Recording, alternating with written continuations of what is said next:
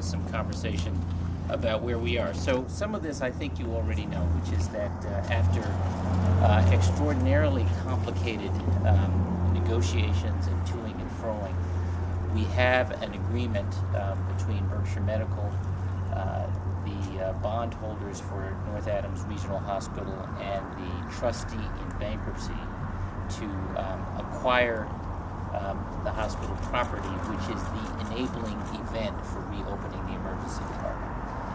All of the state approvals and licensing has been completed. The remaining licensing, if I understand it correctly, is a federal license through federal HHS or CMS, which is dependent on certainty about where the emergency department will be, and that was the reason for the holdup. So now that agreement has to be approved by the bankruptcy judge, which we expect and hope will happen in the early days of next week. And then once approved, there's a period of about 10 days or so, 2 weeks, of essentially preparing the space for reopening and the survey by CMS.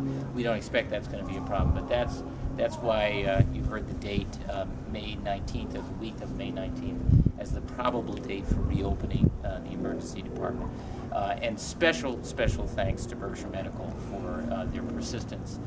Their leadership and their board have just been marvelous and flexible and resilient in trying to get this deal done. In the meanwhile, the Wellness Center here at MCLA is opening with extended hours, 12 hours a day, 7 days a week.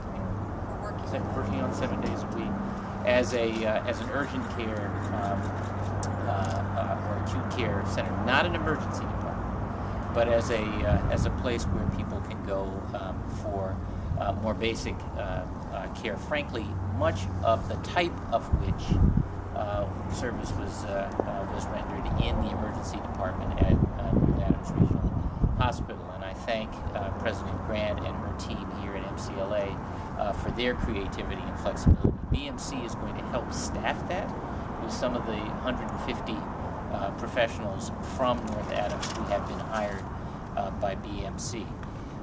The go-forward or longer-term plan will involve an assessment by an independent consultant of what the medical needs are in the region, so that BMC or another provider or providers can think in fresh ways about how to meet those needs going forward. And that, I think, is going to involve not just medical professionals, but members of the general community will be invited to give their perspective on what those needs are and how they would like to see them met. It's not meant to be a wish list. It's really meant to be a study over, I hope, what will be a short period of time to sort out what the long-term solution is, not just for North Adams Regional Hospital or that building, but really for meeting the most up-to-date medical needs across the board for this region, not just North County, but frankly for the whole county. I do want to point out, for those who may not know, we're not talking about BMC simply taking over the emergency department. I shouldn't even use the word simply, because there's nothing simple about it. That is the latest of the ways in which Berkshire Medical has stepped in. You know that, I hope you know that the family practice has continued, I think, without interruption. Yes. As has the hospice and the VNA services. The OBGYN services have continued, but in a different location in Adams, if I understand it correctly. So no interruption in service for those patients. The assessment is about what additional services locally, as a part of a countywide strategy, are warranted on a go-forward basis. So let me stop there and ask President Grant if she would